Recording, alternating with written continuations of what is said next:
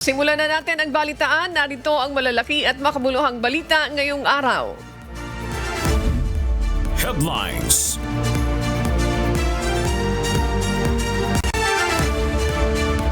National News.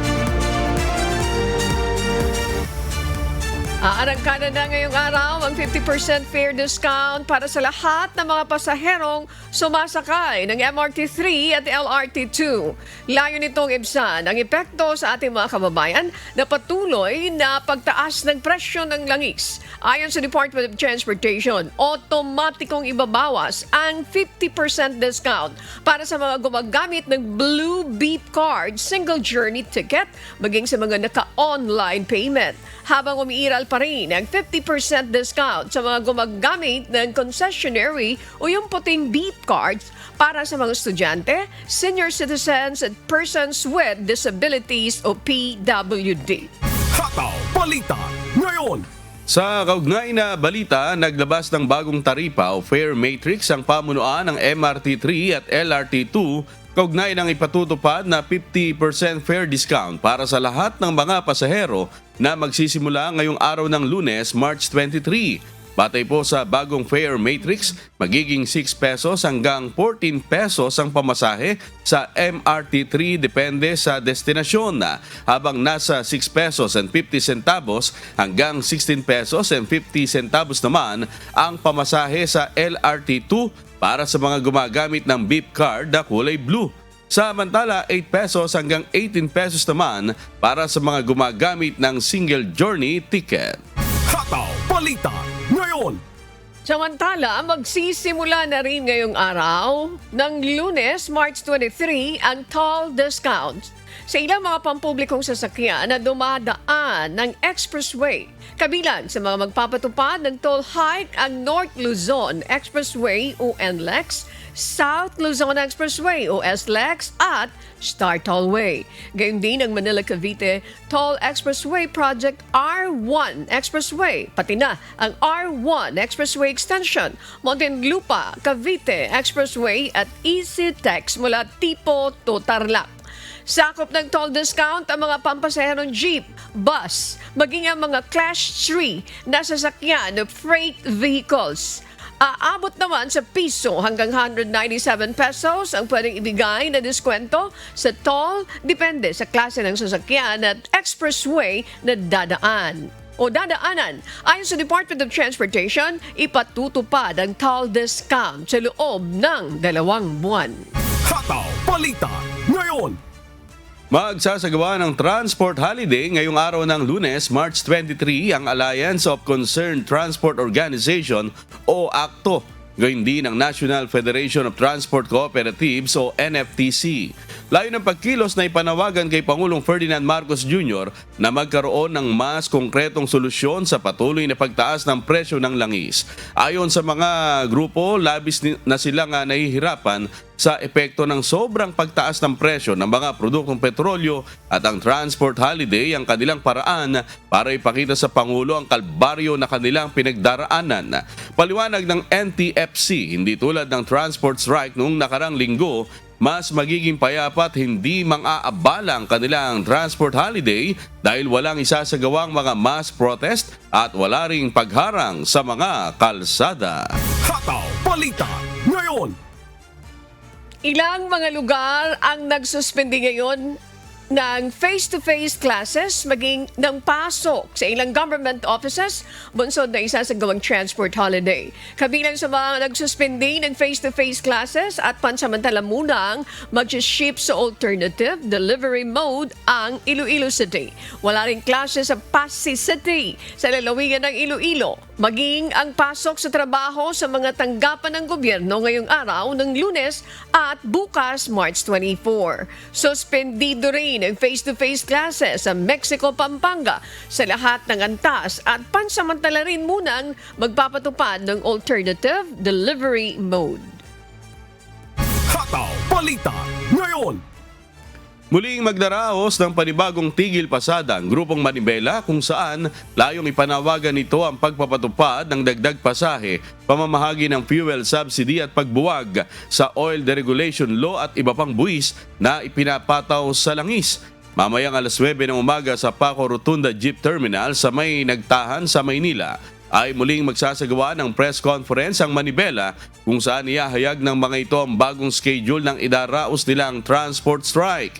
Inimbitahan rin ito ang iba pang mga nasa sektor ng transportasyon na makipag-ugnayan sa kanila upang maihayag rin ang kanilang mga saloobin sa isasagawang press conference. Hataw Balita ngayon. Aabot naman sa mahigit 98,000 na mga tricycle driver sa Metro Manila ang nakinabang sa 5,000 pesos na cash relief assistance na ayuda ng pamahalaan para sa mga nasa transport sector na apektado ng mega oil price hike. Ito ay sa pangunguna ng Department of Social Welfare and Development o DSWD at pagkikipagtulungan ng mga lokal na pamahalaan sa Metro Manila. Ayon sa DSWD, mula sa 122,050 na mga tricycle driver na nasa kanilang clean lists, 81% na sa mga ito ang nakatanggap ng cash assistance. Samantala, ipagpapatuloy pa rin ng iba pang mga LGU ang pamamahagi ng cash relief assistance para sa mga kwalipikadong tricycle driver sa NCR na hindi pa rin nakatatanggap ng ayuda. Hataw Balita ngayon. Naka-schedule na ang Department of Agriculture ng 50 million pesos na sa Balloutment Fund para sa gagawing roll-out ng fuel assistance sa libo-libong mga magsasaka na apektado rin ng patuloy na pagtaas ng presyo ng langis. Target ng DA na makapagbigay rin ng 5,000 pisong ayuda para sa mahigit 9,500 mga magsasaka na nakadepende sa mga makinarya. Paliwanag ng DA, saklaw nito ang mga magsasaka na nakarehistro sa Registry System for Basic Sectors in Agriculture, alinsunod sa nakasaad sa General Appropriations Act. Bukod dito, inaasikaso na rin ang kagawaran ng subsidiyang ibibigay sa mga mangingisda.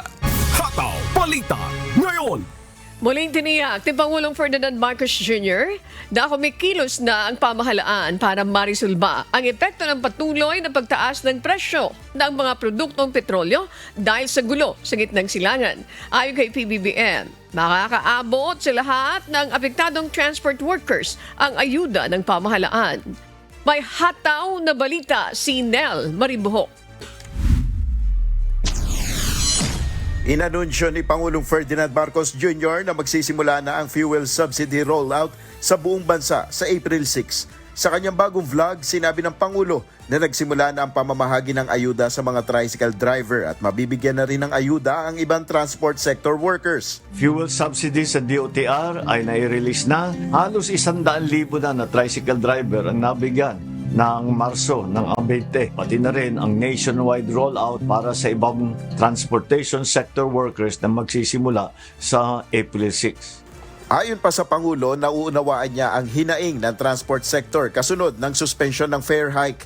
Naintindihan natin ang sigaw ng mga nagpoprotesta na kababayan nating nasa sektor na ito. Pero gusto kong ulitin sa inyo, hindi kayo maiiwanan, hindi kayo pababayaan ng pamahalaan.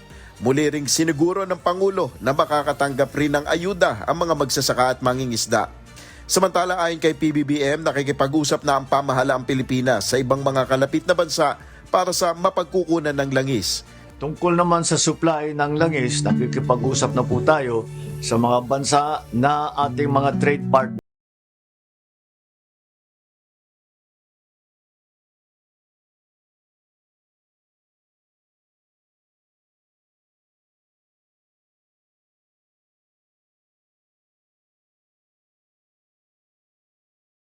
Talagang kinakaibigan natin sila at sila ay handang tumulong sa atin. Sa kabila ng nangyayaring krisis sa langis, tiniyak ng Pangulo na nananatiling matatag ang supply at presyo ng mga pangunahing bilihin. Nakikipag-usap na rin ang gobyerno sa mga power generation company para matiyak na magiging sapat ang supply ng kuryente.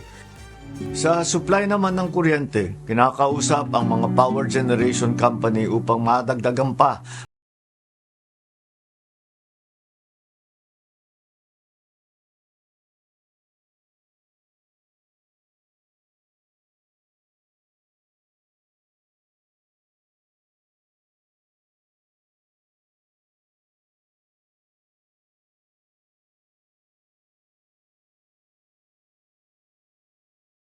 Ay panawagan ng Pangulo sa mga Pilipino sa gitna ng hamon na kinakaharap ng bansa dahil sa gulo sa gitnang silangan.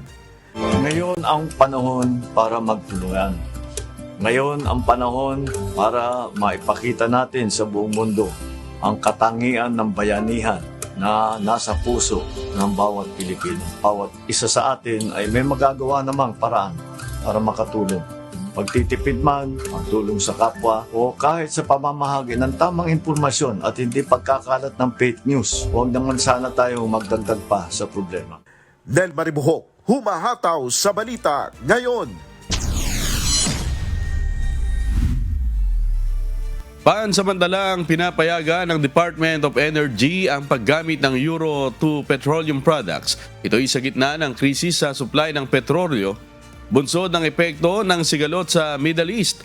May humahataw na balita si Asher Cadapan Jr.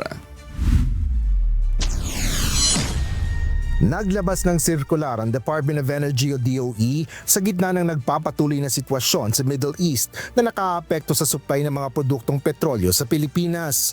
Batay sa Department Circular, pinapayagan ang pansamantala at kontroladong paggamit ng Euro 2 petroleum products sa mga piling sasakyan at industrial uses. Layo nito na maibsan ang krisis sa supply ng petrolyo sa gitna ng patuloy na pagbabago ng estado nito sa global oil market. Itinuturing ang mga Euro 2 fuel na mas mura ngunit mas nakalilikha ng polusyon kaysa Euro 4 na 10 beses na mas malinis at otorisadong gamitin sa bansa.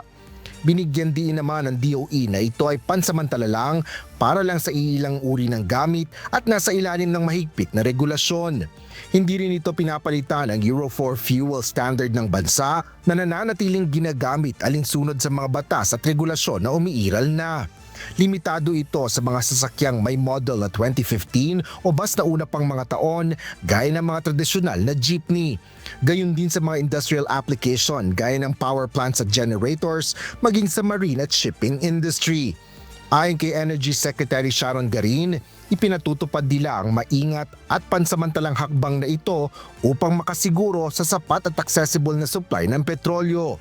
Partikular na ito para sa mga sektor na nangangailangan nito sa kasalukuyang panahon. Dapat rin anyang dumaan ito sa striktong quality controls, malinaw na notification requirements at kaukulang consumer protection measure. Upang maiwasan ang hindi tamang paggamit at mapanatili ang integridad ng produkto, inaatasan ng mga oil company na nais makilahok sa distribution nito na sundin ang ilang mga panuntunan. Kabilang na dito ang pagpapanatili ng full segregation o paghiwalay ng Euro 2 products sa mga Euro 4 fuel mula sa kanilang mga imbakan, transportasyon hanggang sa sistema ng pagre-retail nito. Dapat din anyang ipaalam ng mga naturang kumpanya sa DOE ang pagnanais ng mga ito na magbenta ng mga Euro 2 fuel product. Ito ay sa pamamagitan ng pakikipag-ugnayan sa Oil Industry Management Bureau o OIMB. Kailangan ring tukuyin ng mga ito ang mga gasoline station o retail outlets kung saan nila ibebenta ang mga naturang produkto. Nagbabala naman ng DOE na papatawan nila ng parusa ang sino mang hindi susunod sa prescribed quality specifications alinsunod sa mga batas at rules and regulations. Asher Cadapan Jr., humahataw sa balita ngayon.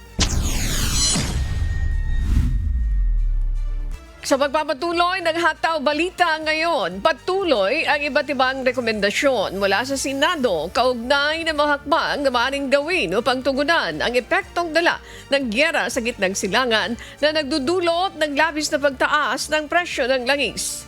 May humahataw na balita si Jed Neresina.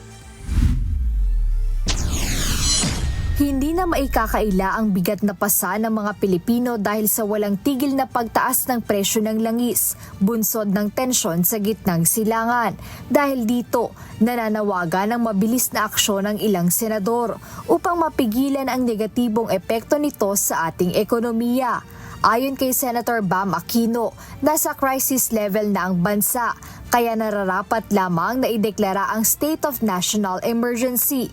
Layo nitong bigyan ng sapat na kontrol ang pamahalaan sa presyo ng mga pangunahing bilihin at krudo.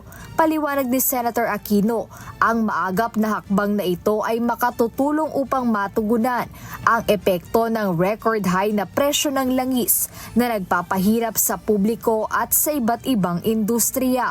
Sa ilalim aniya ng nasabing deklarasyon, magkakaroon ang Pangulo ng mas malawak na kapangyarihan upang i-reallocate ang pondo ng gobyerno para sa pinansyal na ayuda. Maaari ring madagdagan ang budget para sa repatriation ng mga overseas Filipino worker na nasa mga apektadong lugar at higit sa lahat ay magpatupad ng mahigpit na price control. Gayunman, nagbabala ang senador na kailangang maging mapagmatsyag ang publiko upang matiyak na ang tulong ay makakarating sa mga dapat makinabang at maiwasan ang anumang uri ng pang-aabuso o korupsyon. Samantala, iginiit naman ni Senate Committee on Foreign Relations Chairperson Senator Erwin Tulfo ang pagkakaroon ng absolute transparency sa tunay na gastos ng mga kumpanya ng langis sa halip na basta-basta na lamang nagtataas ng presyo tuwing may gulo sa ibang bansa.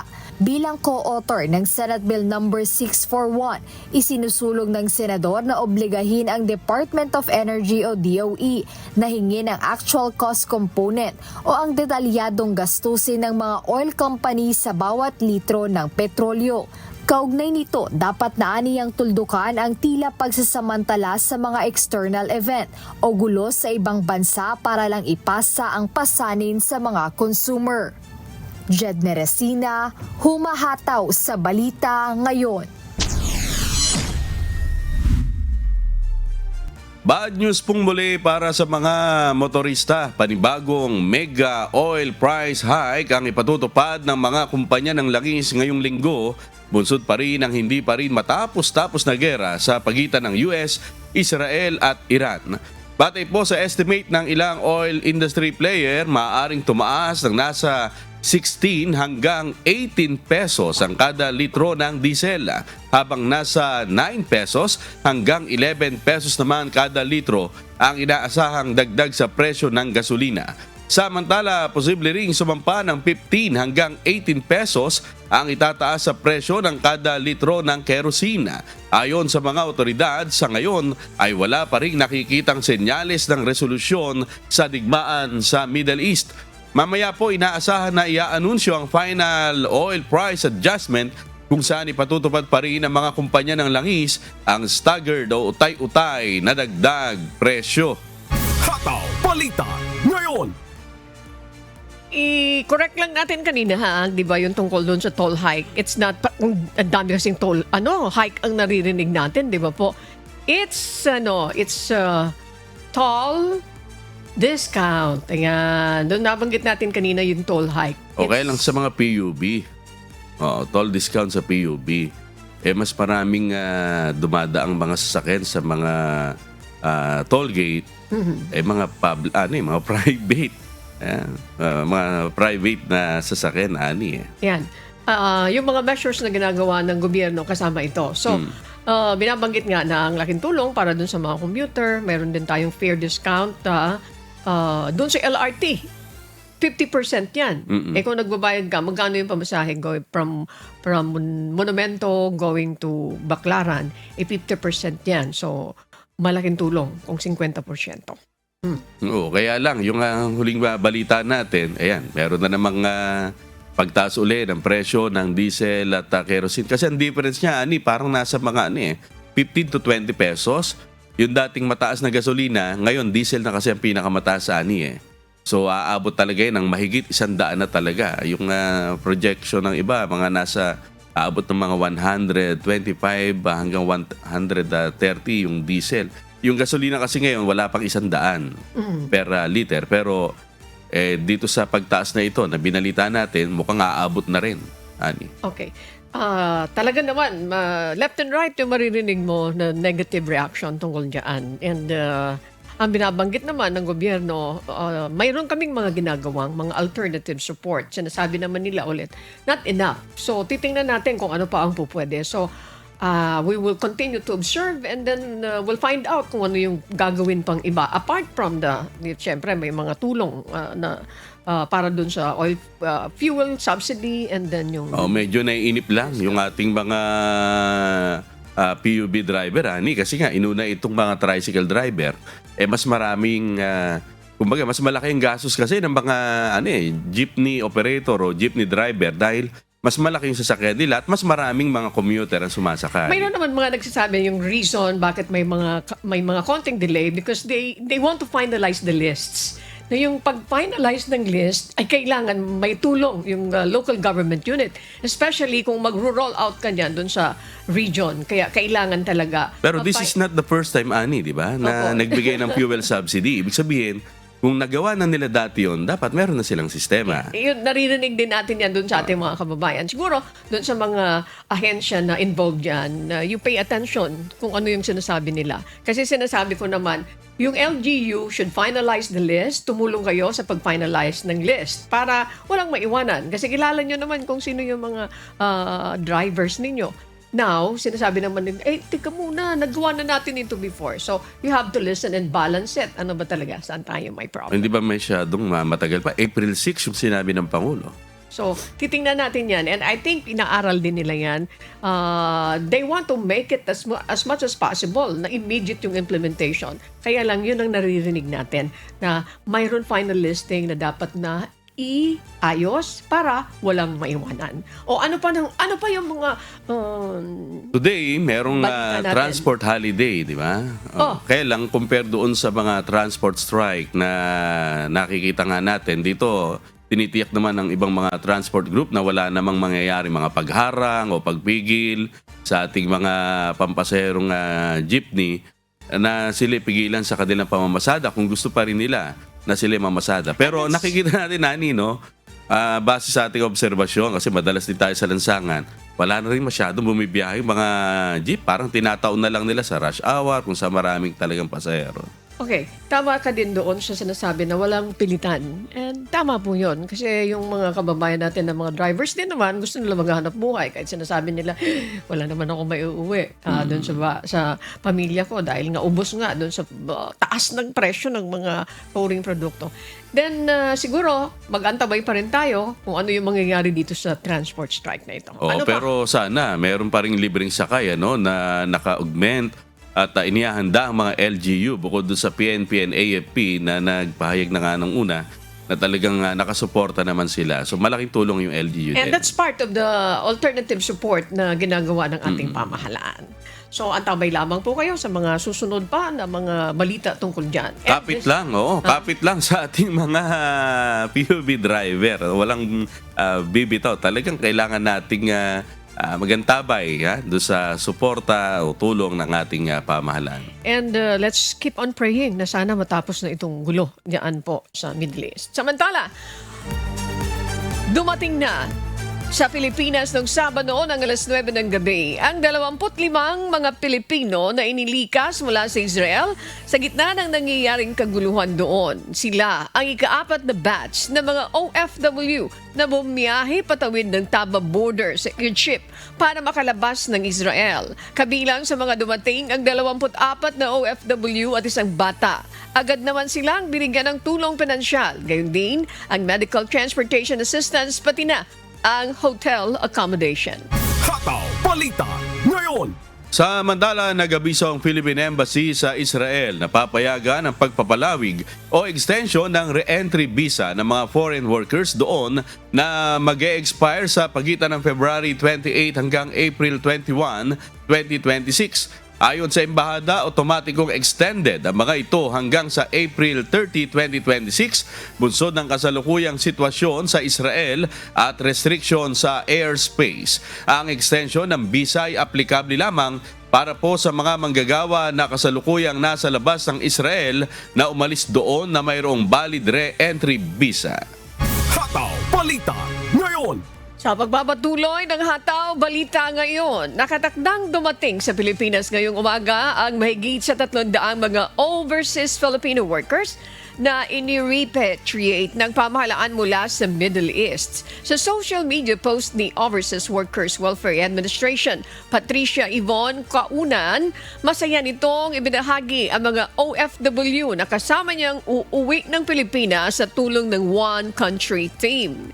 Ito ang pinagsamang pagtutulungan ng Department of Migrant Workers, OWA, Migrant Workers Office at Philippine Embassies na patuloy na umaalalay at nag-aasikaso sa ating mga kababayan na nais nang ma-repatriate.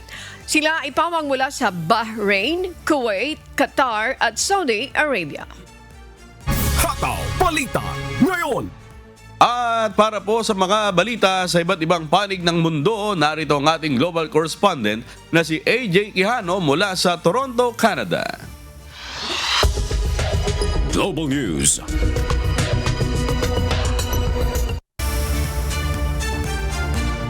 Magandang umaga sa iyo, Annie at Sherwin, at sa ating mga kasangbahay.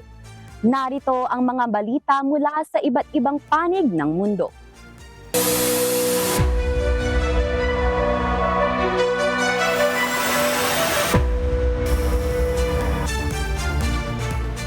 Binigyan ni US President Donald Trump ang Iran ng 48 oras para buksan ang Strait of Hormuz at kung hindi ay tatargetin umano ng Estados Unidos ang mga energy infrastructure nito. May humahataw na balita si Jovic Bermas. Sa pagpasok ng digmaan sa gitnang silangan sa ika-4 na linggo, lalo pang tumikindi ang labanan sa pagitan ng magkasanib na pwersa ng US at Israel laban sa Iran. Nitong weekend, muling nagbanta si US President Donald Trump laban sa Tehran. Sa kanyang Truth Social, sinabi ni Trump na dapat nang buksan ng Iran ang Strait of Hormuz na isang kritikal na daanan ng langis sa buong mundo sa loob ng 48 oras. Babala ni Trump, kung hindi susunod ang Iran, ay uubusin ng US ang mga energy infrastructure ng bansa at magsisimula sila sa pinakamalaking power plant nito.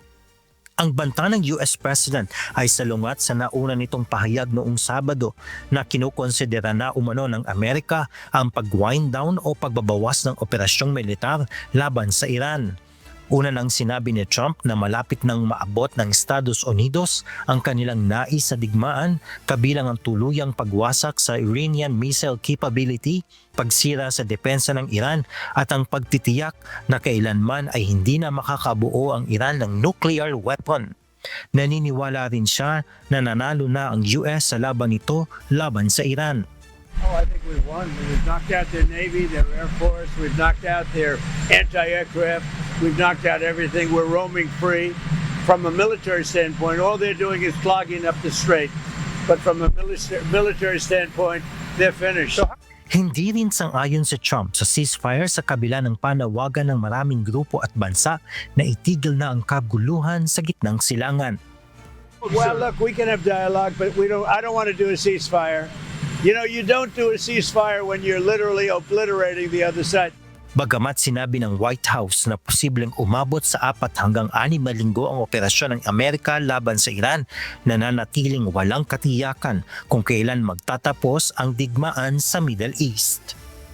Ang tensyon ay lalong umiigting kasunod ng palitan ng pahayag at banta mula sa magkabilang panig. Jovic Bermas, humahataw sa balita ngayon.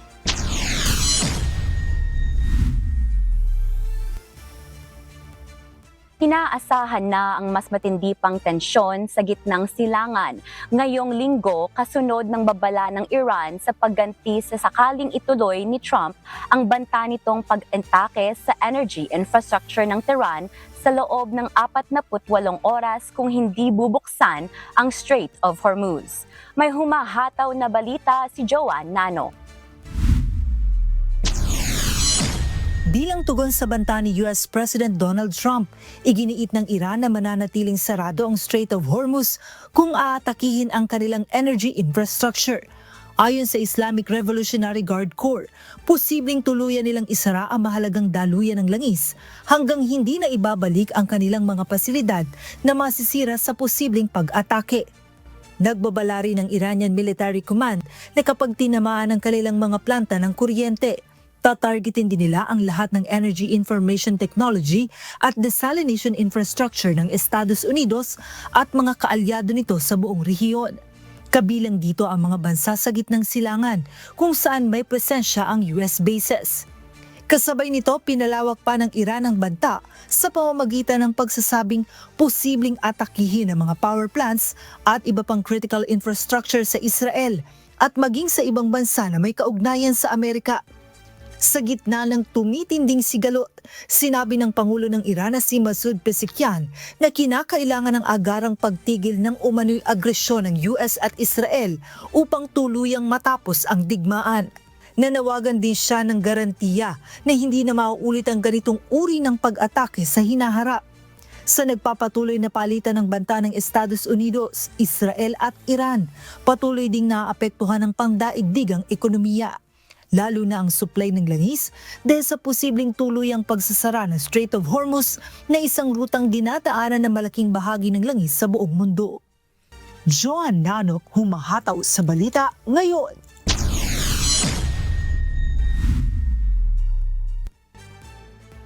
Pinayagan ng Estados Unidos na ibenta ang nakumpiskang langis mula sa Iran. Samantala, kasunod ng matitinding palitan ng pag-atake nitong weekend, nagbabala ang Israel ng mas matitinding pag-atake sa Iran ngayong linggo. May humahataw na balita si Gerard Moral. Ipinahayag ni Israel Defense Minister Israel Katz na lalo pang paiigtingin ng koalisyon ng Estados Unidos at Israel ang mga pag-atake nila laban sa Iran ngayong linggo. Kasunod ito ng mga pag-atake ng Iran sa tatlong malalaking lungsod sa Israel, ang Arad, Dimona at Rishon LeZion sa Central Israel kung saan isang kindergarten school ang tinamaan. You can see here penetration of a cluster bomb into this kindergarten. Fortunately, there weren't any kids in this garden. Once again, we see that our enemies aim their targets to civilian population. Ayon sa Israeli Defense Forces, isang opisyal ng Iran ang panibagong casualty sa kanilang pag-atake, si Abu Khalil Barji, ang commander ng Special Forces ng Radwan Force ng grupong Hezbollah, isa sa mga proxies ng Iran. Ayon sa US Central Command, patunay ito na unti-unti nang humihina ang kakayahan ng Islamic Revolutionary Guard Corps. Gayunman, iniulat ng Iranian state media na muling tinamaan ng isa sa mga pangunahing nuclear site nito sa Natanz noong Sabado. Dahilan upang lalong mag-umigting ang kanilang mga banta sa sunod-sunod na pag-atake. Samantala, pinayagan ng Estados Unidos na maibenta ang malaking supply ng langis ng Iran na aabot sa humigit kumulang na 140 milyong bariles. Ayon sa US, 30 araw na papayagang maibenta ang mga nakumpiskang langis ng Iran bilang bahagi ng pansamantalang pagbawi sa sanksyon nito. Ito ay upang mapababa ang presyo ng langis sa merkado.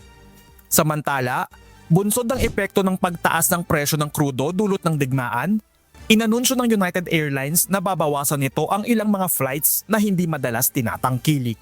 Kasunod naman ng mga pag-atake, kinundina naman ng United Kingdom ang umano'y padalos-dalos na pambobomba ng Iran. Bukod sa base militar ng Estados Unidos, inatake na rin ito ang military facility ng Britanya na nasa Indian Ocean. Sa gitna ng krisis sa gitnang silangan, nagpahayag ng pagsuporta ang United Arab Emirates at Australia kasama ng iba pang 22 bansa sa mga hakbang upang mapanatiling ligtas ang paglalayag sa Strait of Hormuz. Gerard Moral, humahataw sa balita ngayon.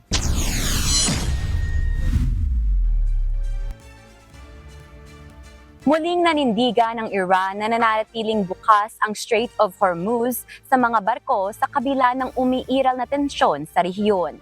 Nilinaw ng kinakatawan nito sa International Maritime Organization na pinapayagan ang pagdaan ng mga sasakyang pangdagat basta't hindi konektado sa mga itinuturing nilang kaaway.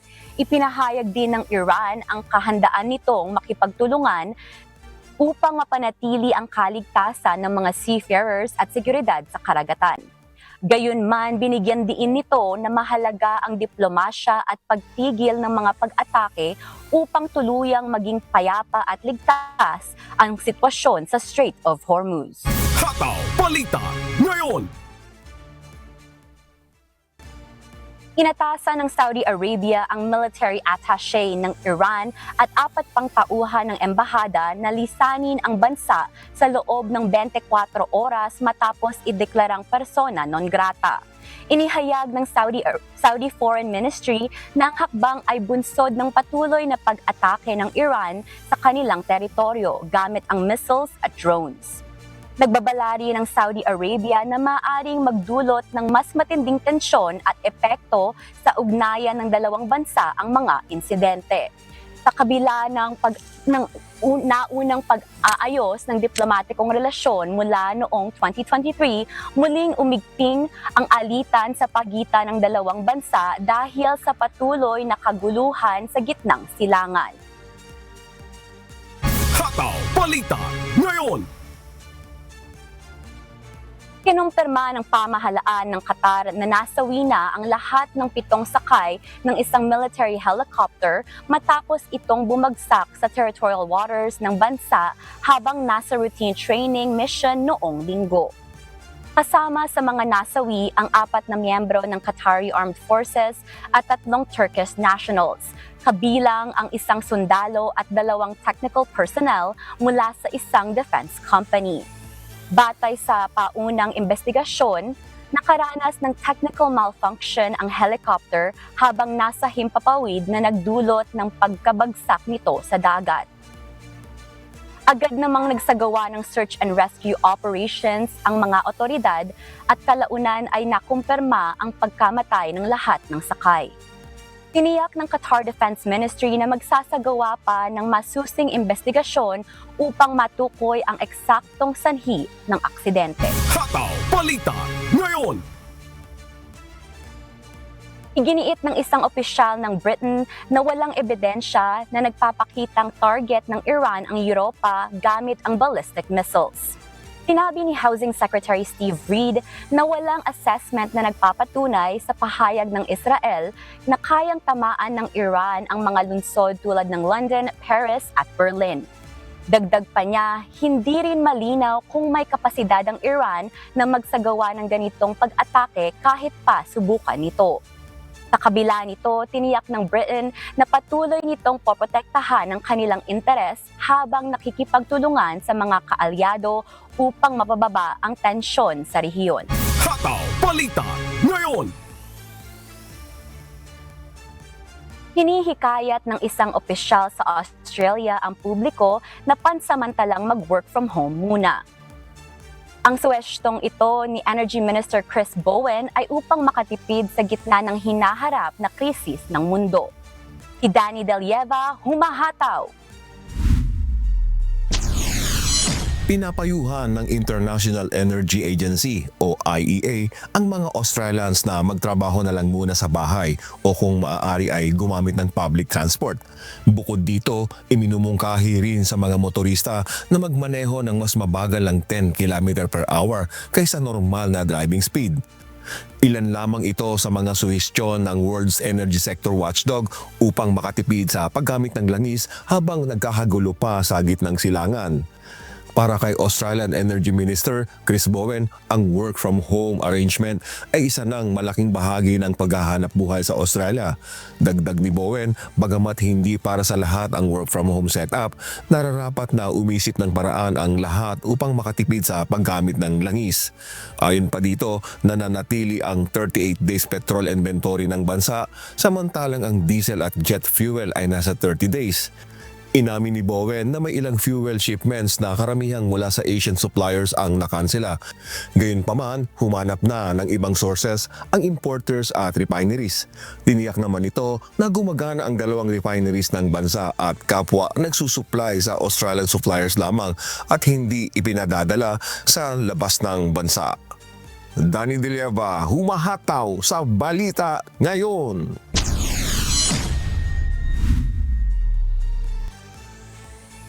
Nagbabala ang Automobile Association laban sa panic buying o pag-iimbak ng malaking volume ng langis sa bansang New Zealand. Ayon sa grupo, maaari itong magdulot ng panganib at makaapekto sa insurance claims ng mga pamilya. May humahataw na balita si Early Briones. Ilang istasyon na ang naubusan ng gasolina at diesel sa New Zealand, gaya nitong Huwebes at Biyernes, kasabay ng tumitinding krisis sa gitnang silangan. Ayon kay Finance Minister Nicola Willis, ramdam ng lahat ng mamamayan sa New Zealand ang pagtaas ng presyo ng langis, kaya't inatasan niya ang mga ahensya ng gobyerno na maghanda ng agarang tulong bago ang budget. Iginiit naman ni AA Principal Policy Advisor Terry Collins na sapat ang supply ng gasolina sa bansa. Aniya ang pagkaubos ng supply sa ilang istasyon ay dulot lamang ng biglang pagtaas ng demand. Gayunpaman, hindi hinihikayat ni Collins ang pag-iimbak ng gasolina o diesel sa mga tahanan dahil maaari aniya itong magdulot ng panganib at makaapekto sa housing insurance. Payo ni Collins sa publiko, magplano ng mga lakad bago pa man umalis ng bahay upang makatipid sa gasolina. Samantala, iminungkahi rin ng ilang eksperto ang pagpapalakas ng rail system bilang mas matipid at pangmatagalang solusyon sa krisis sa enerhiya. Early Briones, humahataw sa balita ngayon.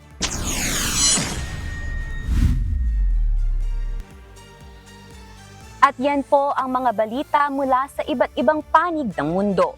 Mula rito sa Toronto, Canada, ako si AJ Quijano. Magandang araw. Oras 27 minuto makalipas po ika-5 ng umaga at sa pagpapatuloy ng Hataw Balita ngayon. Nagbabala ang isang human rights lawyer sa umano'y gagawing diversionary tactics laban sa impeachment proceedings ng Kamara kay Vice President Sara Duterte.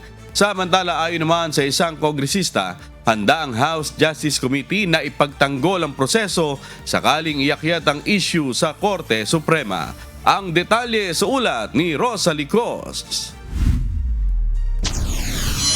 Mahihirapan umano ang kampo ni Vice President Sara Duterte na ipaliwanag ang mga aligasyon laban sa kanya sa mga reklamong impeachment na kinakaharap sa Kamara. Kabilang narito ang umano'y hindi maipaliwanag na yaman. Kaya babala sa publiko ng human rights lawyer na si Attorney Dino De Leon, asahan na ang diversionary tactics mula umano sa kampo ng pangalawang Pangulo. Sa gitna rin ito ng krisis sa ekonomiya na nararanasan ngayon, bunsod ng sobrang taas ng presyo ng langis dulot ng gulo sa Middle East.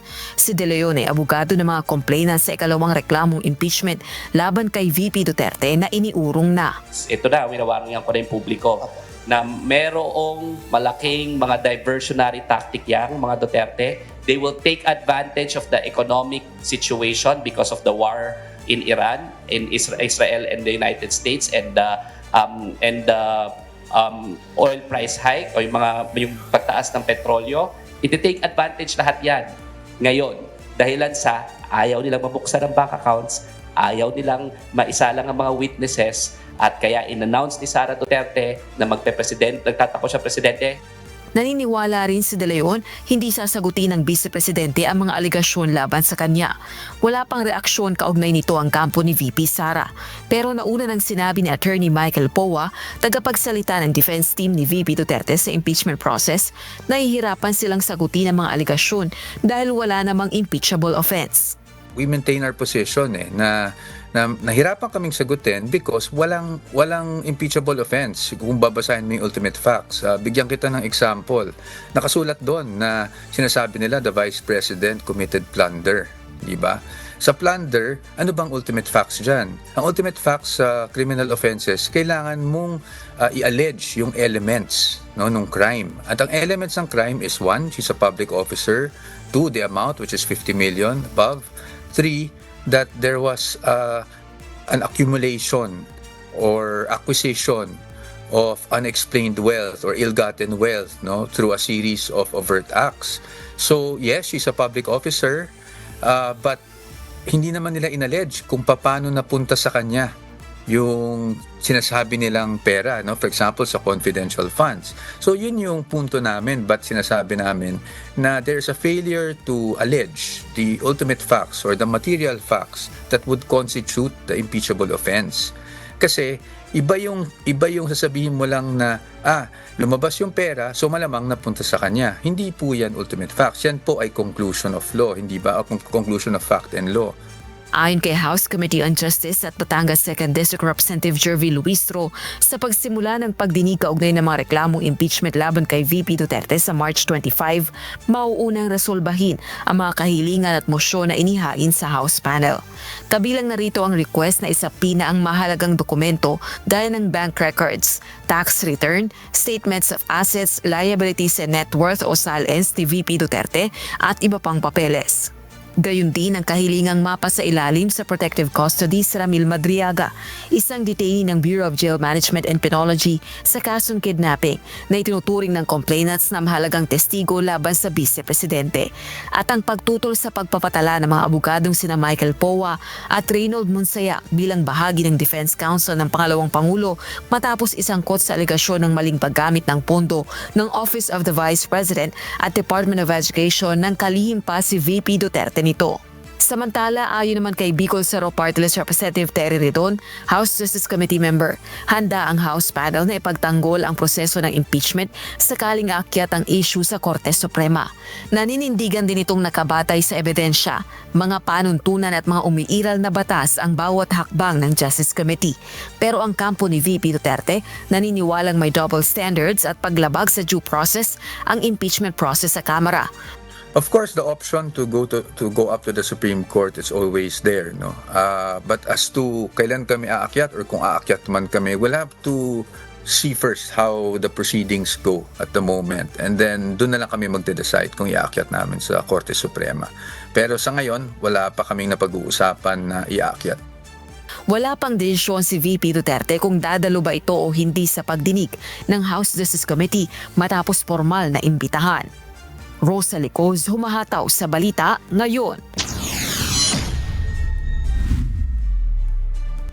Mariing kinundina ng Philippine Navy ang aksyon ng People's Liberation Army Navy vessel na BRP Miguel Malbar ng Philippine Navy matapos nung tutukan ng fire control radar habang nagpapatrolya ang barko ng Pilipinas sa karagatang sakop ng West Philippine Sea. Ayon sa Philippine Navy, masyadong mapanganib at mapang-udyok ang hakbang na ito ng barko ng China.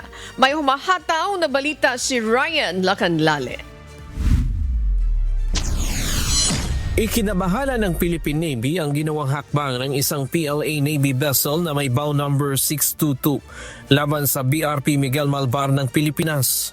Habang nagsasagawa ng Maritime at Sovereign Patrol sa bahagi ng Sabina Shoal noong March 7 sa loob ng Exclusive Economic Zone o EEZ ng Pilipinas sa West Philippine Sea. Lumapit ang nasabing barko ng China.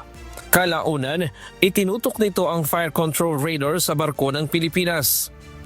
Ayon kay Rear Admiral Roy Vincent Trinidad, tagapagsalita ng Philippine Navy para sa West Philippine Sea, ang insidente ay isang nakababahala at mapang-udyok na aksyon ng barko ng China na maaaring magdulot ng hindi pagkakaunawaan sa karagatan. Agad namang nag-radio challenge ang BRP Miguel Malbar at inutusan ng dayuhang barko na itigil ang hindi profesional na hakbang. Sumunod naman ang Chinese vessel at ibinaba ang fire control radar nito, kaya hindi na lumala pa ang sitwasyon. Ayon sa Armed Forces of the Philippines, patuloy na magsasagawa ng lehitimong pagpapatrolya ang mga barko at eroplano ng Pilipinas sa loob ng EEZ ng ating bansa. Ryan Lacanlale, humahataw sa balita ngayon. Inihayag ng isang global security expert na si Ray Powell ang umano'y ginagawang influence operations ng China sa Pilipinas. Founder at Executive Director ng Sea Light Foundation, isang non-profit maritime transparency initiative si Powell. Anya, may iniimbestiga ng Sea Light na aktibidad ng network ng mga organisasyon na may kaugnayan umano sa Chinese Communist Party at may operasyon sa Pilipinas. Layon umano nitong i-manipulate ang impormasyon at impluensyahan ang sentimiento ng publiko. Beijing didn't start its influence campaigns on social media or in English language op-eds. It started inside the Chinese language institutions it has spent decades building or quietly taking control of right here in Manila. The Reunification Council, the newspapers, the Education Center, these are its core infrastructure. The connections are not a secret, but they are written in a language most Filipinos don't speak.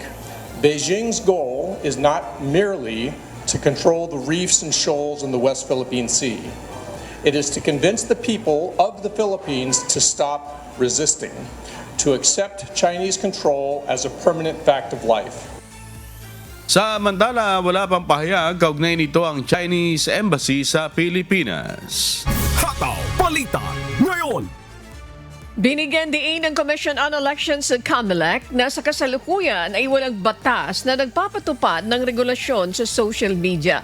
Dahil dito nananawagan ang komisyon sa Kongreso na bigyan sila ng kapangyarihan na i-regulate ang mga online platform kahit sa panahon ng kampanya. Ayon kay COMELEC Chairman George Erwin Garcia, ang misinformation, disinformation at fake news ay tinuturing na isa sa pinakamalalaking kalaban sa darating na halalan dahil mabilis nitong nasisira ang reputasyon ng isang kandidato. Sa ngayon, ang tanging magagawa ng komisyon ay obligahin ang mga kandidato na isumite ang kanilang mga social media account para sa monitoring. Sabihin na namin, napakahirap labanan lalo na ang misinformation, disinformation at fake news. Kasi nasira na yung kandidato, di ba? Bago natanggal yung na-post.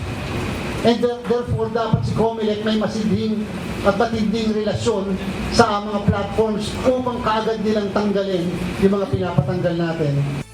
Hataw Balita ngayon.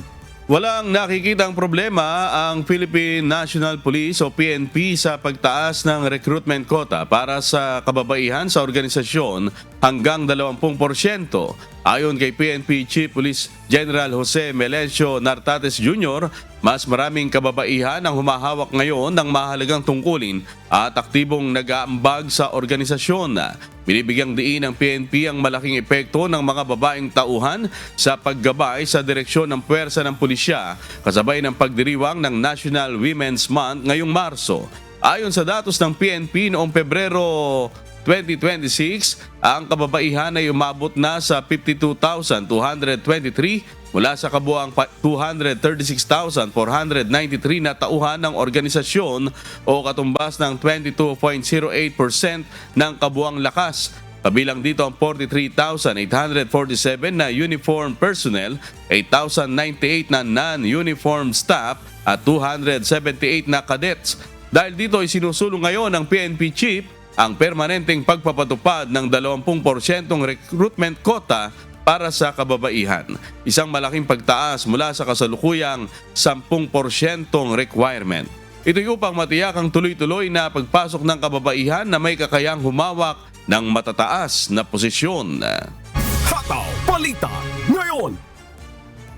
Kalinsabay ng pagtaas ng banta sa mga minor de edad, pinaigting ng Philippine National Police ang pagbabantay sa online gaming platforms gaya ng Roblox upang maiwasan ng child exploitation. Iniutos ni PNP Chief General Jose Melencio Nartates Jr.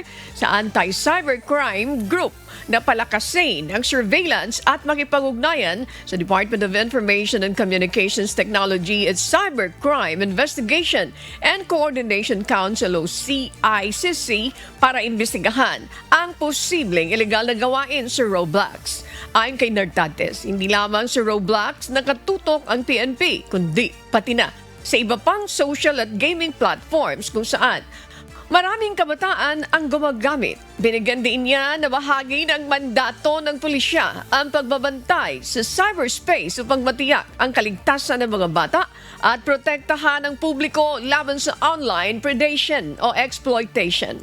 Hataw Balita ngayon. Inaprubahan na ni Pangulong Ferdinand Marcos Jr. ang pagpapatupad ng 3-term school calendar para sa mga pampublikong paaralan simula school year 2026 to 2027. Layunin nitong mapanatili ang tuloy-tuloy na pagkatuto at mapabuti ang kalidad ng edukasyon.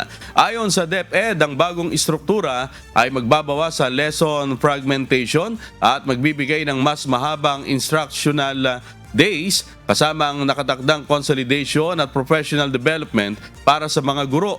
Ang unang term ay magkakaroon ng 54 instructional days at 10-day assessment period. Ang ikalawa ay 55 instructional days at 10-day assessment, habang ang ikatlo ay 61 instructional days at 6-day assessment. Tiniyak ni Pangulong Marcos na mananatili ang 180-day contact period para sa mga estudyante at guro. Inatasan rin niya ang DepEd na suportahan ang mga estudyanteng nahihirapan at tiyakin na handa ang lahat ng paaralan sa full implementation ng bagong school calendar. Hataw Balita ngayon. Nilinaw naman ng Land Transportation Office o LTO na fake news ang kumakalat ngayon na balitang nagtaas ng singil ang LTO sa pagpaparehistro ng mga sasakyan ng halos 100%. Sinasabing ginawa umano ito ng LTO upang walang paunang abiso o nang walang paunang abiso at isinabay pa sa pagtaas ng presyo ng langis. Pero giit ng ahensya, wala itong katotohanan at sa halip ay patuloy na nagsisikap ang LTO para gawing mas abot kaya ang kanilang serbisyo, lalo na ngayon na naharap tayo sa krisis dahil sa labis na pagtaas ng presyo ng mga produktong petrolyo. Paglilinaw ng ahensya, ang bayad sa rehistro at iba pang transaksyon sa LTO ay batay sa mga alituntunin at batas na naaprubahan ng gobyerno at walang bigla ang pagtataas o mga hindi na i-anunsyong rates adjustment. Hataw Balita ngayon. Samantala, pinag-iingat ng Department of Public Works and Highways ang publiko laban sa mga individual na tumatawag at nagpapanggap bilang si Secretary Vince Dizon at iba pang opisyal ng DPWH. Babala ng ahensya, layo ng mga ito na makapangloko, humingi ng pera at kumuha ng mga impormasyon o pabor. Payo ng DPWH sa ating mga kababayan, maging alerto at huwag na magpapaloko. Agad na i-report sa kanilang mga tanggapan ang mga peke at kahina-hinalang transaksyon. Para po sa kumpletong detalye, maaaring bisitahin ang official Facebook page ng DPWH. Hataw Balita ngayon. Patuloy ang isinasagawang pagsasaayos ng Department of Public Works and Highways sa Maharlika Highway, partikular na ang mga kritikal na bahagi nito bilang paghanda sa dagsa ng mga biyaherong uuwi sa mga probinsya sa darating na long holiday. Kabilang dito ang tuloy-tuloy na pagsasaayos sa bahagi ng Maharlika Highways sa Calabar Zone, Bicol, Eastern Visayas at Caraga. Pangunahing kinukumpuni ng DPWH ang pinaka-malulubak na parte ng highway at siguruhing walang ipatutupad na one-way traffic sa long holiday. Hataw Balita ngayon. Pinag-iingat naman ng Philippine National Police ang publiko laban sa paglaganap ng accommodation at tour scam ngayong nalalapit na ang long holiday. Paalala po ng PNP, ang mga scammer ay gumagamit ng mga peke o nakaw na larawan ng mga resort o condominium units at nagpo-post ng mga napakamurang promo sa social media upang makahikayat ng mabibiktima. Payo ng pulisya, kung sobrang ganda at mura ng inaalok, mag-isip munang mabuti dahil maaaring scam ito. Lagian nilang maging mapanuri at huwag magpapaloko sa mga scammer.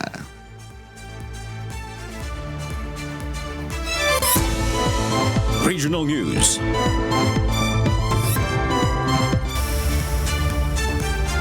Nagpulong na ang ilang mga ahensya sa Baguio City bilang paghanda sa inaasang dagsa ng mga turista sa darating na long holiday sa Abril. Kabilang sa mga pinag-usapan ang crowd control protocols at emergency response operation ng lungsod alinsunod sa direktiba ni Baguio City Mayor Benjamin Magalong. Bukod dito, inatasan rin ang Transportation and Traffic Management Division ng lungsod na tiyakin ang pagkakaroon ng sapat na traffic personnel, availability ng mga sasakyan at equipment na naka-standby para magsagawa ng clearing operations sakaling mayroong road obstruction. Habang ang General Services Office naman ay inatasan at tiyakin ang proper disposal ng mga basura at iba pang sektor. Nais ng Baguio LGU na maging maayos at ligtas ang bakasyon ng ating mga kababayan na dadayo sa City of Pines. Hataw Balita ngayon. Mahigpit na ang ipinagbabawal ng Aroroy Municipal Agriculture Office ang pag-aalaga ng mga baboy sa 3 coastal barangay sa Aroroy, Masbate. Paliwanag ng Municipal Office na mamatay ang mga lamang dagat at bumabaho rin ang tubig, bunsod ang dumi ng mga alagang baboy malapit sa baybaing lugar. Si Jerry Galicia, humahataw. Nagpositibo sa green algae at phytoplanktons ang mga barangay ng Talib, Sawang at Gumahang sa bayan ng Aroroy, Masbate. Noong nakaraang buwan na nagdulot ng pagkamatay ng iba't ibang uri ng mga laman dagat at pagbaho ng tubig dagat. Isa sa matitinang dahilan ng Municipal Agriculture Office ng Aroroy ay ang dumi ng mga baboy na inaalagaan ng ilang mga residente malapit sa dalampasigan. Sinasabing bumaba ang antas ng dissolved oxygen sa tubig na nagiging dahilan ng pagkamatay ng mga laman dagat. Busod nito, hindi napapayagan ng lokal na pamahalaan ng Aroroy ang pag-aalaga ng baboy sa 3 coastal barangay sa nasabing bayan upang maiwasan ang muling paglala ng polusyon sa karagatan. Yung mga nutritious element coming from upland, bumaba. So, nag-create ng mga nagiging pagkain ng planktons. Kasi, ang pagkain ng planktons, para makreate yan, is nitrogen sa phosphorus. At nagka-contribute pa rin yung mga waste disposal ng animal waste. Kasi ang barangay Gumahang, kaya nga pinag-usapan namin kahapon na lahat ng nakatira na bahay sa malapit na sa Pangpang, wag na magbabuyan. Tinataya na sa 40 kilo na mapatay na isda ang nakuha ng Municipal Agriculture Office sa 3 apektadong lugar sa Aroroy. Pero ng fish gasping sa area na namatay yung mga iito, yung pusit, tapos mga eels, saka yung tinatawag natin na butite. Yun ang karamihan namatay. Almost 40 kilos ang nakuha namin doon. Ay, yung nakuha lang. Yung hindi kasi medyo malalim, hindi namin pwede makuha. Kaugnay nito, nagsagawa na ng water sampling at pagsusuri sa mga meat sample ng mga shellfish ang Bureau of Fisheries and Aquatic Resources o BFAR kung saan lumabas na negatibo sa red tide ang mga ito. Binigyan na lamang ng palugit hanggang ngayong buwan ng Marso ang mga may alaga pang baboy sa mga coastal area at para maghanap ng malilipatan. Babala ng lokal na pamahalaan ng Aroroy kukumpiskahin ang mga alaga kung hindi susunod sa pinatupad na pagbabawal sa pag-aalaga ng baboy sa nasabing mga barangay. Jerry Galicia, humahataw sa balita ngayon. Muling itinaas ng Philippine Institute of Volcanology and Seismology, PHIVOLCS, Alert Level 1 ang Bulkang Bulusan sa Sorsogon dahil sa pag-aalboruto nito. Ayon sa PHIVOLCS, umabot na sa 475 volcanic earthquake ang naitala mula March 15. Karamihan ay mahihinang pagyanig na may kaugnayan sa pagbitak ng mga bato sa ilalim ng bulkan. Napansin din ang pag-umbok o pag-angat ng ilang bahagi ng bulkan na sinyalis na aktibidad sa ilalim nito. Dagdag pa ng PHIVOLCS, posibleng magdulot ito ng mga phreatic o steam-driven eruptions. Dahil dito, ipinagbabawal ang pagpasok sa loob ng 4-kilometer permanent danger zone at pag-iingat ang mga komunidad sa posibleng banta ng asphalt at lahar. Pinapayuhan din ng mga piloto na iwasan ang pagpapalipad ng eroplano malapit sa tuktok ng bulkan dahil sa posibleng pagbuga ng abo. Hataw Balita ngayon. Ipinagutos na ni Pangulong Ferdinand Marcos Jr. ang pagpapabilis ng matagal ng pagkaantala sa rehabilitasyon ng Marawi City. Saklaw ng Stage 2 ng Bangon Marawi Comprehensive Rehabilitation ang pagpapagawa at rehabilitasyon ng 26.59 kilometers na kalsada, tulay, drainage at slope protection na may kabuang proyekto na tinatayang aabot sa 9.51 billion pesos. Mas malaki kumpara sa naunang budget na proyekto na 7.52 billion pesos.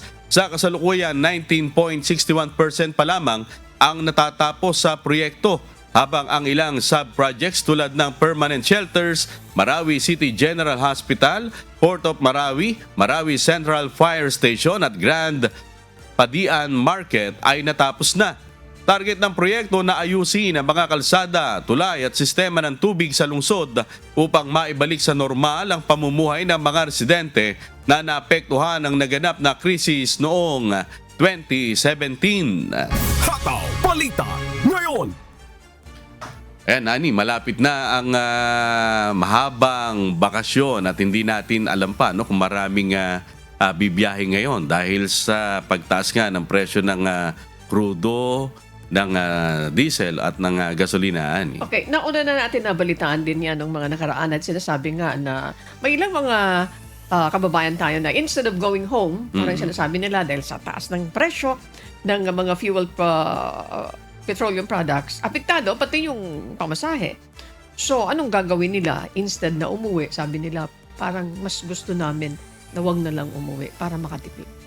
Kasi dati tinatanong natin yung sa Philippine Ports Authority o PPA, pati itong sa SLEX Management.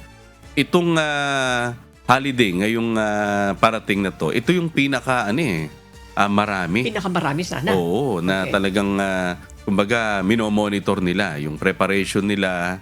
So, palagay ko pati sila nakaantabay kung maraming ang bibiyahe o uuwi sa mga probinsya. But because of what happened, because of the Middle East crisis, yun ang magiging epekto.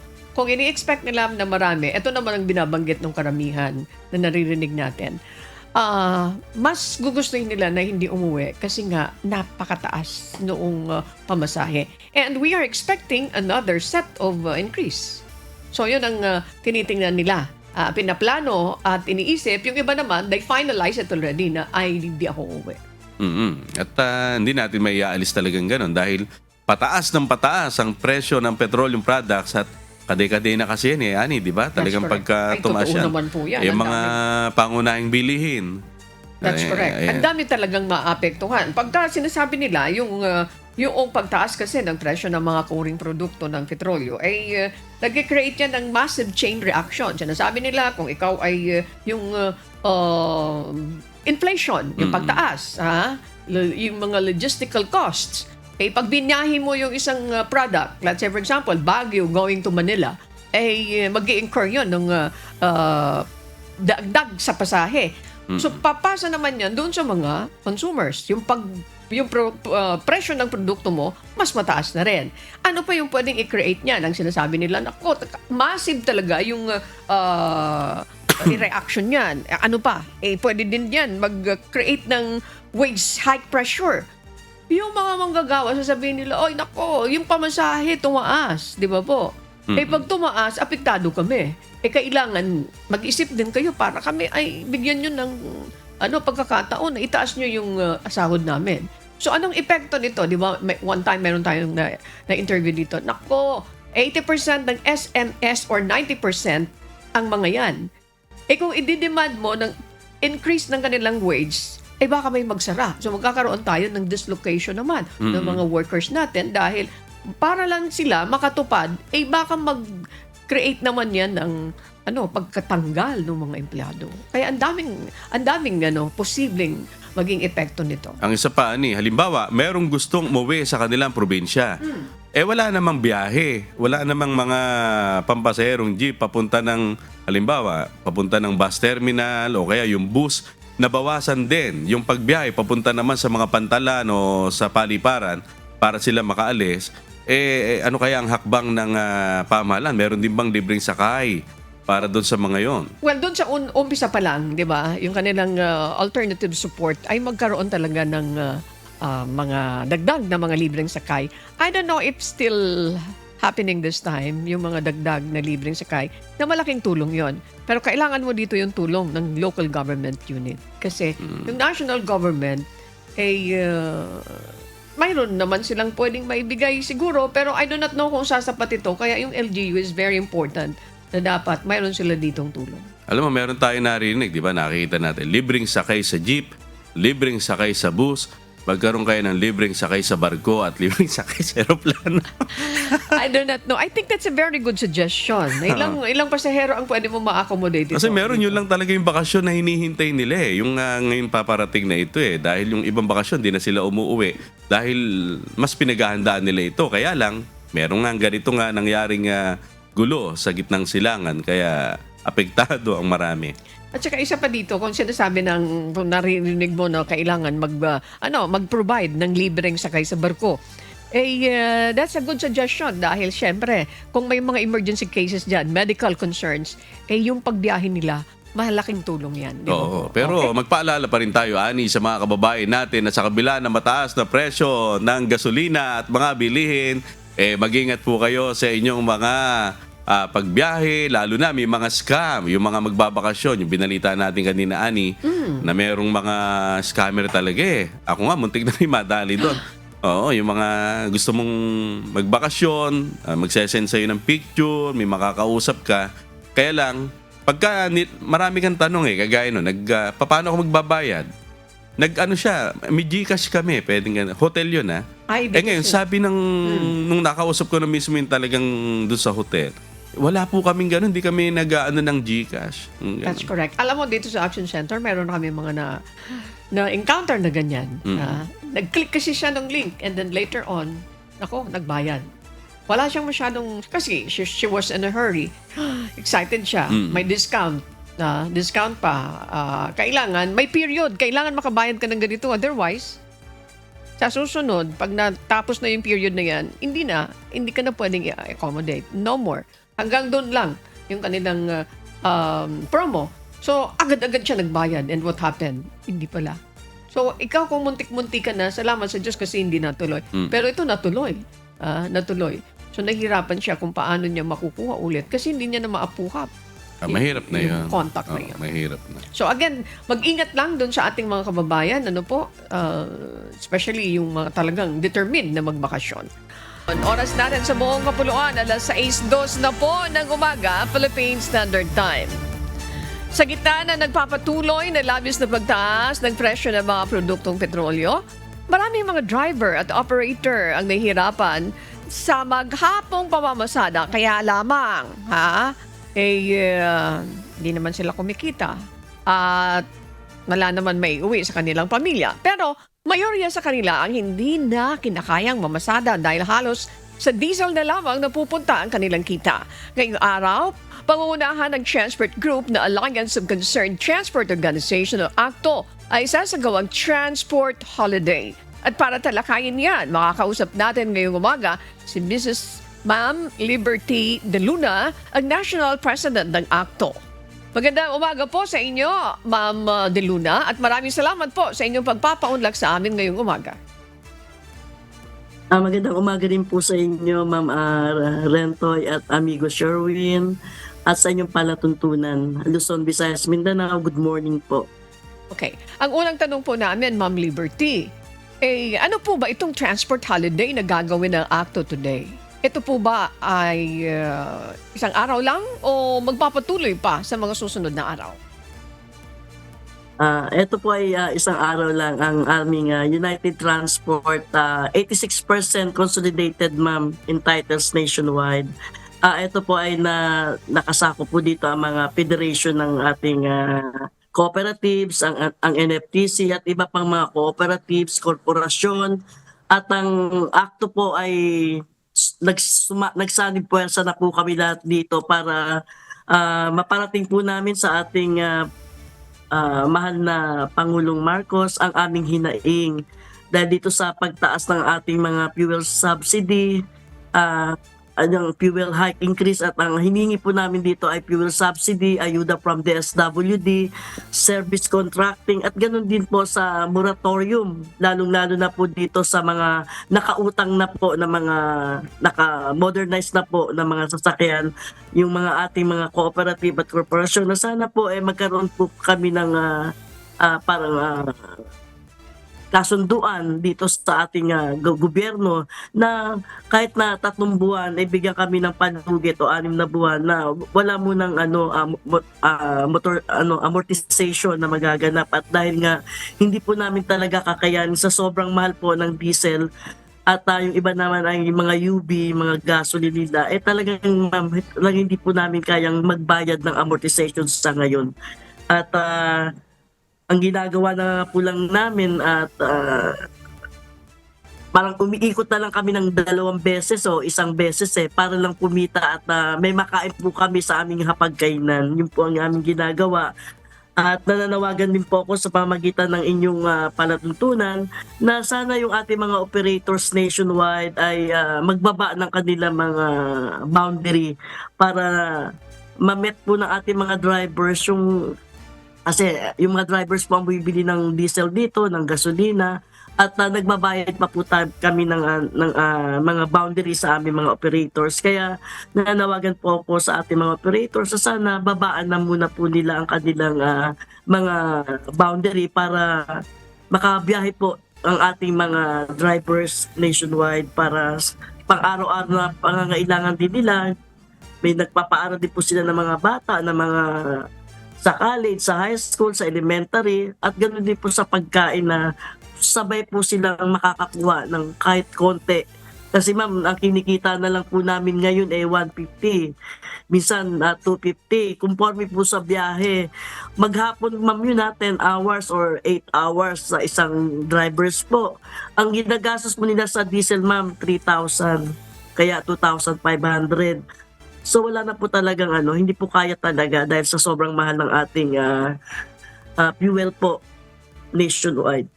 Okay, so meaning to say, itong sakop ng akto, 86% ang mapaparalyze, meaning to say, 1 day na walang biyahe. Now, meron sila kayong mga kailingan, yung amortization, and then yun sa boundary. Now, target rin po ba ng pamahalaan na maumpisahan na po itong distribution ng 5,000 fuel subsidy doon sa mga jeepney driver?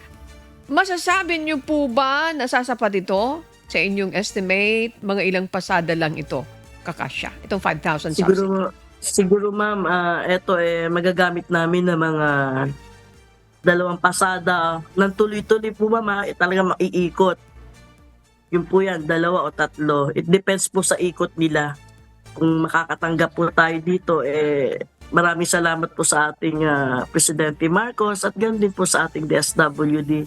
At harinawa pong makakuha lahat dahil yung iba namin mga tricycle, may tricycle members din kami, nagsasabi nga daw ma'am na hindi pa rin, although nandun yung kanilang yung pangalan nila nandun dahil doon sila nagre-rehistro Ang problema dito ma'am, nung kumuha sila nakaraan, wala yung mga pangalan nila. Ang dami pong hindi nakakuha.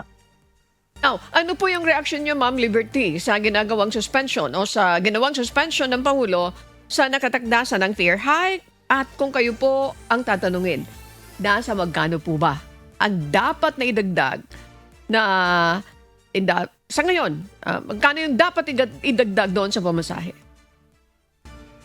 Kasi nga po may kulang pa silang 3 pesos sa amin.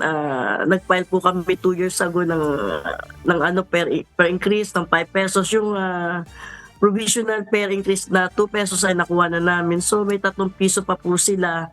Yun nga lang po ang sinasabi ng tao natin na dismaya po sila, lalo yung mga drivers natin, mga members na para daw kaming bata na binigyan ng candy at binawi ulit. Yun nga, ayun din ang inaasahan namin yung per increase na yan, na ang tao po baba akyat na malaki pong maitutulong yan pambili ng aming mga bigas at ng aming iuulam sa aming hapagkainan. Kaya nadismaya po talaga yung mga tsuper natin at ang ating mga operator nationwide. Kaya nakatutok na kami ngayon dito na kailangan gumawa na kami ng United transport holiday para mapansin kami ng gobyerno na ito na po ang senaryo ng ating transport sector kapag hindi na po namin kaya, ma'am, na bumili ng mga krudo nitong mga darating pang mga araw at buwan, talagang ito na po yung senaryo na ipinapakita namin na wala na pong makakabiyahe dahil wala na po kaming pabili ng aming mga krudo, ma'am. Okay.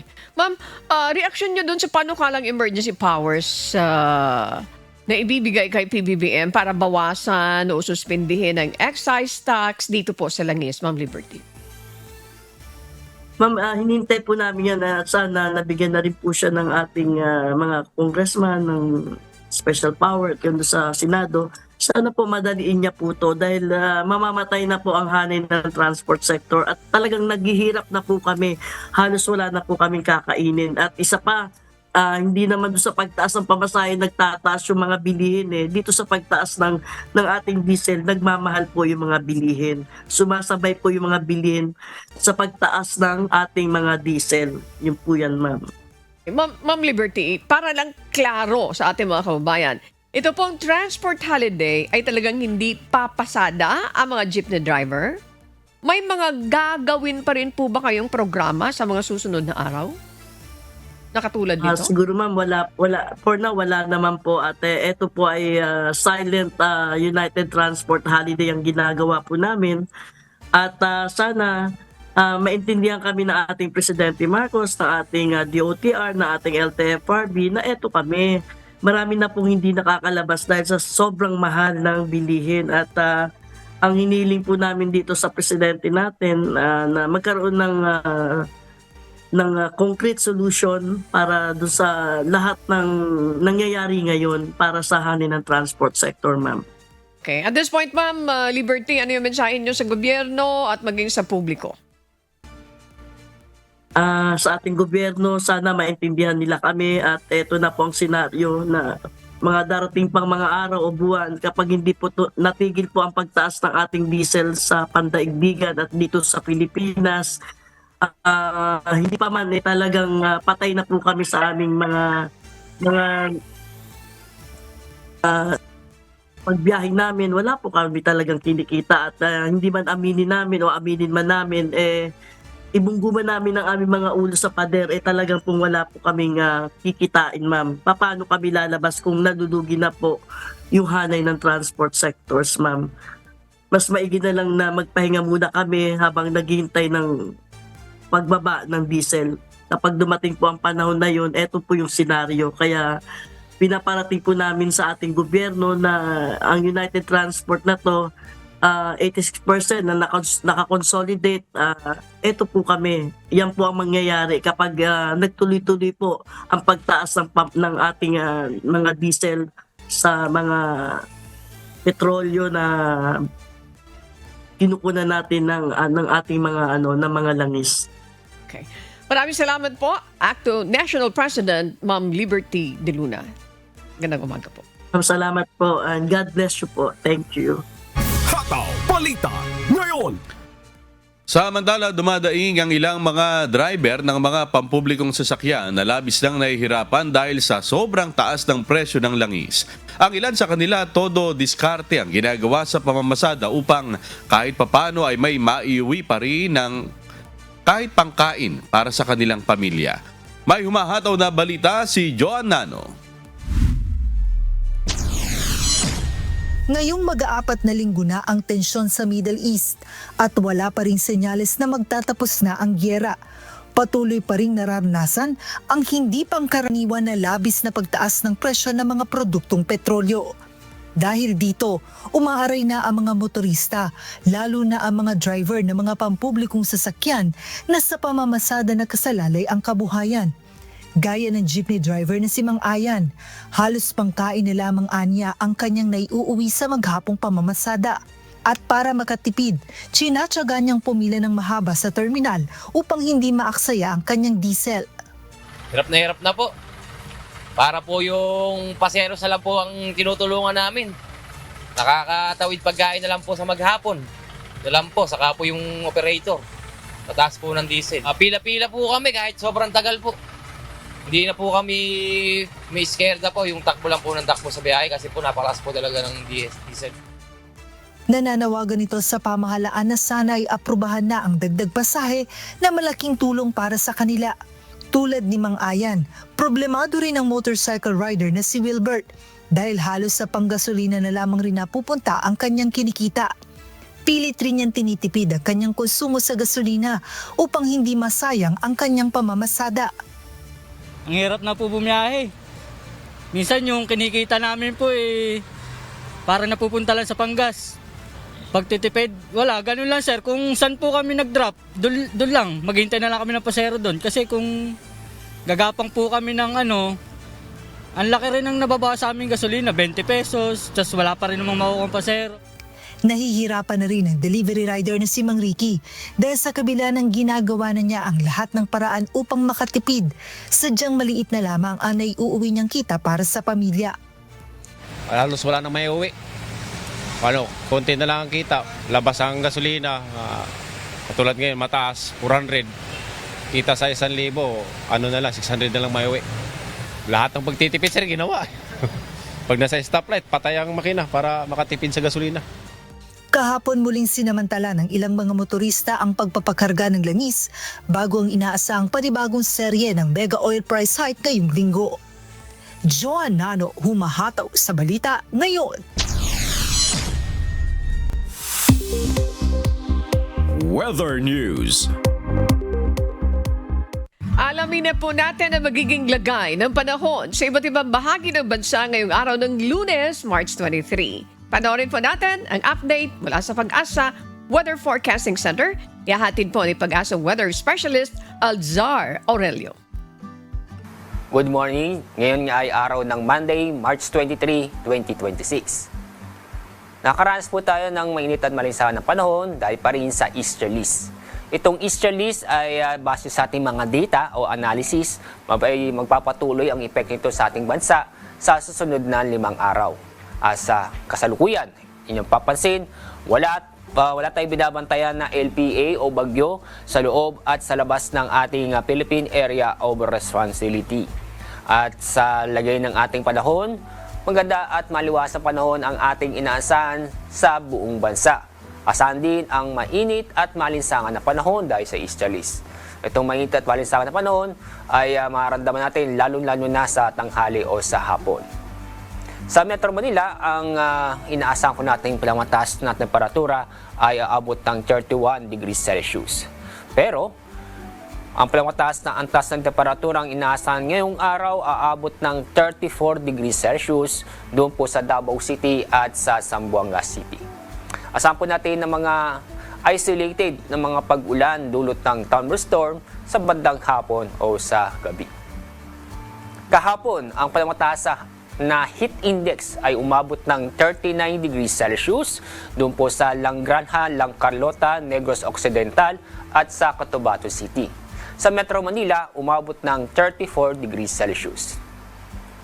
Ngayong araw, inaasahan na aabot ng pinakamataas na heat index ay 39 degrees Celsius doon po sa Davao City. Sa Metro Manila, aabot ng 34 degrees Celsius. Wala tayong gale warning, ibig sabihin wala tayong inaasahang matataas na alon. Pero paalala sa mga kababayan po natin na papalaot sa ating mga karagatan, mag-ingat pa rin dahil sa mga nabubuong thunderstorm, lalo-lalo na sa hapon o sa gabi. Ang araw sisikat mamayang 5:58 ng umaga. Ang araw lulubog sa ganap na 6:07 ng hapon. Yan ang ating weather update sa araw na ito. Mula sa Pag-asa, ako po sa Alzar D. Aurelio. Maraming salamat, Alzar Aurelio. At napanood po natin ang update mula sa Pag-asa Weather Forecasting Center. Tandaan, sa bawat araw na ating nasisilayan, tayo'y magpasalamat sa Diyos na may lalang. Hataw Balita ngayon. Gaganapin po sa darating na March 28 ang Earth Hour kung saan hinihikayat po ang lahat na makiisa sa isang oras na pag-turn off o pagpatay ng ilaw sa loob ng isang oras. Isasagawa ito sa pagitan ng alas 8:30 hanggang alas 9:30 ng gabi. Inaanyayahan ng Department of Energy ang lahat na makibahagi sa isasagawang Earth Hour na isang global environment movement na layong ipakita ang suporta sa ating planeta sa pamamagitan ng pagtitipid ng enerhiya at paglaban sa climate change. Hataw Balita ngayon. Samantala, alamin na natin ang presyo ng mga pangunahing bilihin. Bumisita ngayon sa Baclaran Market ng ating kasama na si Mikey Samson live. Live report. Magandang umaga sa inyo dyan. Magkano ba ang bentahan ng karne ng baboy dyan sa Baclaran, Mikey? Good morning, Ma'am Annie, at good morning din sa ating mga kasangbahay. Happy Monday po sa ating lahat. At nandito nga po tayo sa Aling Clara's Wet and Dry Market dito sa may Baclaran, Parañaque City para muli ay i-update ang ating mga kasangbahay patungkol sa galaw ng presyo ng ating mga pangunahing bilihin. At nandito po tayo sa stall nila Ma'am Lucy. Ayan, Ma'am Lucy Pineda. Ayan, hi Ma'am Lucy. Pasok ko na po yung sarili ko dito sa inyo pong tindahan. Ma'am Lucy, kamusta po kayo? Okay naman. Everyday okay. Ayun. Gusto ko yung energy ni Ma'am Lucy. Talaga naman positive everyday. Ayan. Ma'am Lucy, i-update mo naman po kami patungkol po sa galaw naman po ng presyo ng ating mga karne ng baboy. Kamusta po ba? Ito po ba ay bumaba o tumaas nitong mga nakaraang araw? Medyo tumataas na po ang ating baboy. 2 beses na po tumataas ang baboy. Nito pong mga nakaraan? Oo. 2 beses na po yun nung nakaraang araw tapos ngayon. Mabilis po ang pagtaas po, ano? Mabilis po ang pagtaas. Pag naman nagababa, napaka-slow motion. Ganun po pala ang nangyayari. Dahil nga rin po talaga yan sa patuloy na rin po na pagtaas ng krudo. Ayan. Pero ma'am, dito po sa inyong stall, alin po ang pinakamabenta? Liempo. Liempo. Bakit po kaya liempo sa tingin ninyo ang pinakamabenta? Kasi masarap talagang iputahi ang liempo. Kahit saan putahi pwede. Ihaw, adobo, michado, lahat po yan pwede. Pero yung sumunod yung kasim. Naku, nakakagutom, ma'am. At dito nga po, salamat po, Ma'am Lucy. Dito nga po sa stall nila, Ma'am Lucy, ay makikita po natin ang kanilang mga paninda. Bukod sa baboy, meron din silang tindang baka. Dito, meron silang ribs ng baka. Itong nasa taas. Ang ribs po ng baka nila ay nagkakahalaga ng 440 ang kilo. At ang kanila naman pong sirloin, ito po ay nagkakahalaga ng 480 ang kilo. Ang kanila naman pong pork chop, dito na po tayo sa baboy. Ito pong pork chop na sinasabi ni ma'am na isa sa pinakamabili din ay 360 ang kilo. Ang kanila pong kasim ay nagkakahalaga ng 360 ang kilo at ang liempo ay nagkakahalaga ng 360 ang kilo. At para naman po sa ibang mga presyo, ang lomo po ay nagkakahalaga ng 380 ang kilo, ang pigi ay nagkakahalaga ng 360 ang kilo, ang spare ribs ay nagkakahalaga ng 370 ang kilo, ang ribs ay nagkakahalaga ng 320 ang kilo. Ang pata ay nagkakahalaga ng 300 ang kilo. Ang tenga ng baboy ay nagkakahalaga ng 300 ang kilo. At ang atay ng baboy ay nagkakahalaga ng 240 ang kilo. Sa manok naman, ang leeg ay nagkakahalaga ng 150 ang kilo. Ang paa ay nagkakahalaga ng 150 ang kilo. Ang wings ay nagkakahalaga ng 220 ang kilo. Ang whole chicken ay nagkakahalaga ng 190 to 200 ang kilo. Ang drumstick ay nagkakahalaga ng 220 ang kilo. Ang breast ay nagkakahalaga ng 200 to 220 ang kilo. At ang atay ng manok ay nagkakahalaga ng 240 ang kilo. At sa isda naman po tayo, ang tilapia ay nagkakahalaga ng 160 ang kilo. Ang bangus ay nagkakahalaga ng 240 to 300 ang kilo. Ang dalagang bukid ay nagkakahalaga ng 300 per kilo. Ang pusit ay nagkakahalaga ng 360 per kilo. Ang hiwas ay nagkakahalaga ng 280 per kilo. Ang sapsap ay nagkakahalaga ng 300 per kilo. Ang danggit ay nagkakahalaga ng 240 per kilo. Ang galunggong ay nagkakahalaga ng 240 per kilo at ang tulingan ay nagkakahalaga ng 200 per kilo. Sa gulay naman po tayo, ang repolyo ay nagkakahalaga ng 100 ang kilo, ang talong ay nagkakahalaga ng 120 per kilo, ang kamatis ay nagkakahalaga ng 80 per kilo, ang kalabasa ay nagkakahalaga ng 80 per kilo, ang carrots ay nagkakahalaga ng 180 ang kilo at ang sibuyas ay nagkakahalaga ng 140 ang kilo. Ang palaya ay nagkakahalaga ng 150 ang kilo. Ang okra ay nagkakahalaga ng 10 piso bawat tali. Alugbati ay nagkakahalaga ng 10 piso bawat tali. Ang mustasa ay nagkakahalaga ng 15 pesos bawat tali. Ang pechay Tagalog ay nagkakahalaga ng 10 piso bawat tali. Ang talbos ng kamote ay nagkakahalaga ng 10 piso bawat tali. At ang kangkong ay nagkakahalaga ng 20 pesos bawat tali. At yan po muna ang update mula dito sa Aling Clarice Wet and Dry Market dito sa Baclaran, Parañaque City. Balik po muna sa inyo dyan sa studio. Mikey, maraming salamat yan sa pinanggalingan mo. Pinuntahan mo. Ayan, maraming salamat. Mikey, Baclaran, Parañaque City. At greetings din po, happy viewing, Mindacional.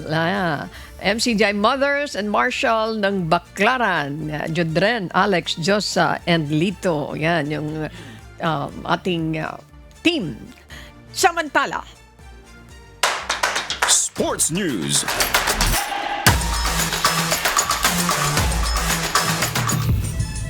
Abante na sa round of 16 ng Miami Open si Alex Ayala matapos nitong matalo ang world number 15 na si Magda Linette ng Poland sa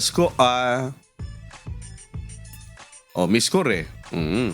Nagtagumpay ang Filipina tennis sensation sa loob ng 1 oras at 48 minuto sa kabila ng matinding laban sa second set kung saan dumaan muli siya sa isang crucial na tie break. Ito na ang ikalawang sunod na panalo ni Ayala laban kay Linette ngayong taon kasunod ng kanyang makasaysayang marathon match laban kay Laura Sigemund noong nakaraang Biyernes. Sunod na makakaharap ni Alex sa ika-4 na round ang world number 14 na si Karolina Muchova ng Czech para sa pagpapatuloy ng kanyang laban sa prestigyosong WTA 1000 tournament. Hataw Balita ngayon. At bago po tayo magtapos, narito ang mga balitang aabangan mamaya. Mga aabangang balita. Higit 300 overseas Filipino workers na in-repatriate mula sa Middle East nakatakdang dumating sa bansa ngayong araw. Hataw Balita ngayon. 50% fare discount sa MRT3 at LRT2 aarangkada na ngayong araw. 2 buwan ng toll discount magsisimula na rin. Hataw Balita ngayon. Epekto ng transport holiday ng ilang transport group tutukan. Panibagong schedule ng tigil pasada ng grupong Piston i-aanunsyo mamaya. Hataw Balita ngayon. At panibagong malakihang adjustment sa presyo ng langis ngayong linggo na katakdang i-anunsyo ng Department of Energy. At sa aming ibabahaging mga salita ng Diyos na ating sandigan, mula sa Aklat ng Kawikaan, Kapitulo 3, talatang 5 hanggang 6 na nagsasabi, Tumiwala ka sa Panginoon ng buong puso mo, at huwag kang manalig sa iyong sariling kaunawaan. Kilalanin mo siya sa lahat ng iyong mga lakad at kanyang ituturo ang iyong mga landas. Gusto ko lang na pasalamat kay Tita Nene La Pastora at sa La Pastora family. At yan po ang mga humahataw na balita ngayong umaga ng Lunes, ika-23 sa buwan ng Marso 2026. Ako po inyong amigo, Sherwin Kulubong. Christian, maraming salamat kay Ian and of course sa ating EP, Miss Joan Nano. Yan, magandang umaga po sa inyo, Sarah. Ayan, lahat natin mga editor natin at mga writer, reporter, mga pilot natin. Ayan, ang Oras Justine and Luel. IT people are Ian, Arian. Thank you. Sa ngalan ng lahat ng bumubuo ng UNTV News and Rescue, UNTV, Radyo La Verdad 1350 at ang ating mga correspondent mula po sa Pilipinas at sa iba't ibang panig ng mundo. Ako naman po, si Annie Renton.